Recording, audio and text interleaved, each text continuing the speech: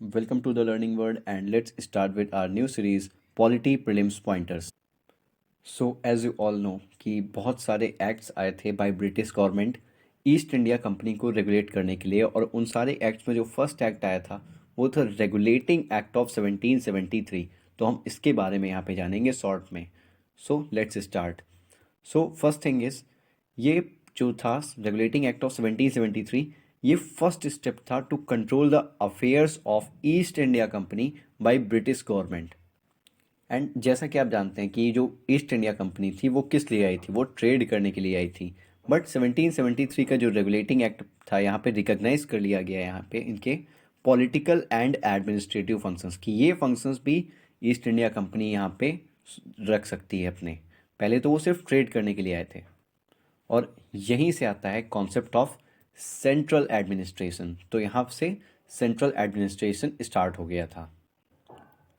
इस एक्ट के जो मेन 3 फीचर्स थे जिस पे बेस्ड था कि यहाँ पे पहली बार ब्रिटिश गवर्नमेंट ने ईस्ट इंडिया कंपनी के अफेयर्स को कंट्रोल करने के लिए पहला स्टेप लिया था।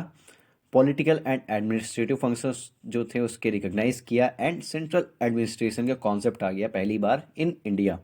तो यहाँ पे कुछ एक्ट के फीचर्स थे वो हम देखेंगे। तो first feature is governor general of Bengal जो था, गवर्नर ऑफ बंगाल जो था पहले, उसे अब डेजिग्नेटेड हो गया था as governor general of Bengal. Okay, next is जो उसके साथ जो गवर्नर जनरल था बंगाल का, उसके साथ एक एग्जीक्यूटिव काउंसिल भी आ गई थी 4 मेंबर्स की। नेक्स्ट जो first governor general of Bengal बने वो लॉर्ड वेरेन हेस्टिंग्स थे। इसके साथ ही यहाँ पे सुप्रीम कोर्ट की का भी इस्टेब्लिशमेंट हुआ इन 1774, जहाँ पे एक चीफ जस्टिस और 3 अदर जजेस होते।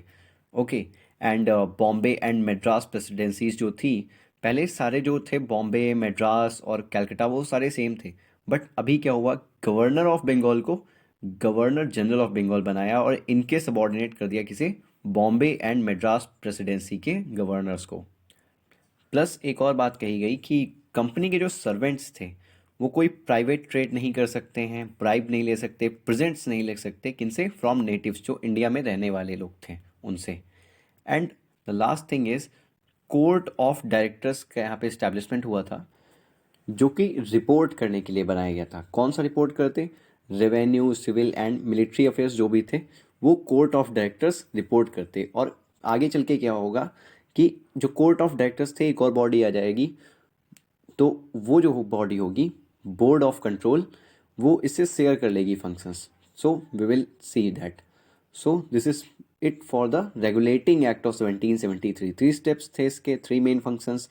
कंट्रोल करना था फिर से, पॉलिटिकल एडमिनिस्ट्रेटिव फंक्शंस को रिकॉग्नाइज किया और सेंट्रल एडमिनिस्ट्रेशन की नींव रख दी। गवर्नर ऑफ बंगाल को गवर्नर जनरल ऑफ बंगाल की पदवी मिल गई, उसके साथ एग्जीक्यूटिव काउंसिल आ गई 4 मेंबर्स की। First governor general Lord Warren Hastings बने, सुप्रीम कोर्ट बना, जजेस आए 4, एक सीजीआई थे जिसमें बॉम्बे एंड मद्रास प्रेसिडेंसीज के सबको सबॉर्डिनेट कर दिया बंगाल के मुकाबले। और कंपनी के servants bribe and private trade ये सब नहीं कर सकते थे फ्रॉम नेटिव्स। और कोर्ट ऑफ डायरेक्टर्स जो थे उन्हें रिपोर्ट करना था, कौन से, revenue, civil and military affairs को। So let's find up the lecture. Thanks for watching.